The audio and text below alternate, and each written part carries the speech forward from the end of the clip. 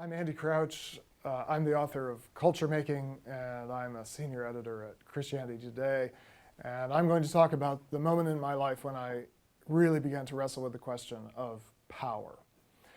About 10 years ago, I was flying from Mumbai, India to Riyadh, Saudi Arabia, and then onward to London on my way back home, flying on Saudi Arabian Airlines. And I arrived at the Mumbai airport with plenty of time to make my flight, and found that there was already a long line at the check-in counter, probably 75 men in line, all of them. Indian men, probably between the ages of 25 and 30, all of them a lot shorter than me, all of them carrying a very small suitcase. And of course, all these men were just on their way to work because, as you know, Saudi imports almost all of its manual labor from India and other countries around Asia. And they fly these 747s back and forth across the Gulf of Aden. So these guys were essentially commuters. They were on their way to their jobs far away from their families for probably very little money, but it was a job. So they were all waiting to check in. I figured, well, they're not going to let the plane go without me, so it's a long line, but I'll just wait. So I stand at the back. It's kind of a, not just long, but a long Indian line, which means we're all kind of packed together. It's very aromatic. The sights, sounds, smells of India are all around, and I really was fine with it. And as I was waiting, it couldn't have been more than 3 minutes before the check-in agent, the Saudi Airlines agent, stepped out from behind the counter, walked all the way back along this long line of men, and stopped next to me and said, "Sir, come with me." Well, when you're flying to Saudi Arabia and the check-in agent says, "Come with me," you go. So I followed him up to the front of the line, to the counter. He took my passport, printed out my ticket, handed me my ticket, and said, "You're checked in, you're free to go." And all of this happened in front of these 75 guys.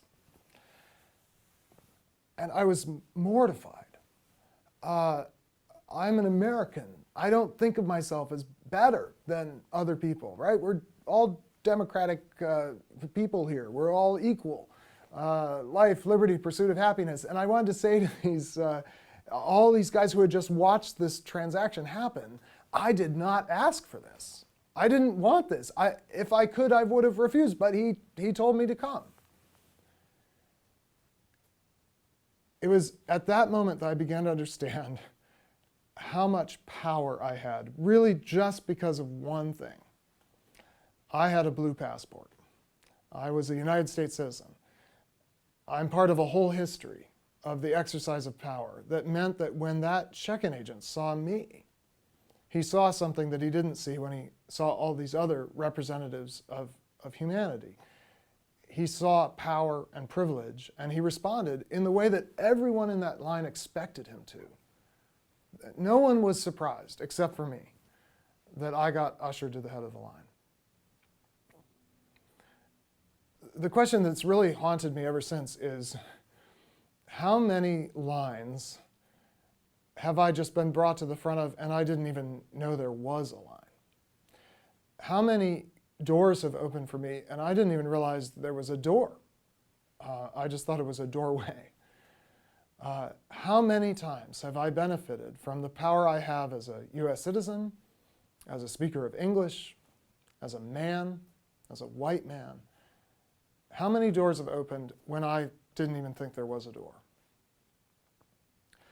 There are three big perennial issues that every Christian has to deal with: sex, money, and power. And of the three, I think power is the most difficult for a number of reasons. First of all, it's hidden. You know when you're having sex, and you can count how much money you have, but none of us know how much power we have. And in a strange way, the people from whom power is most hidden is the powerful.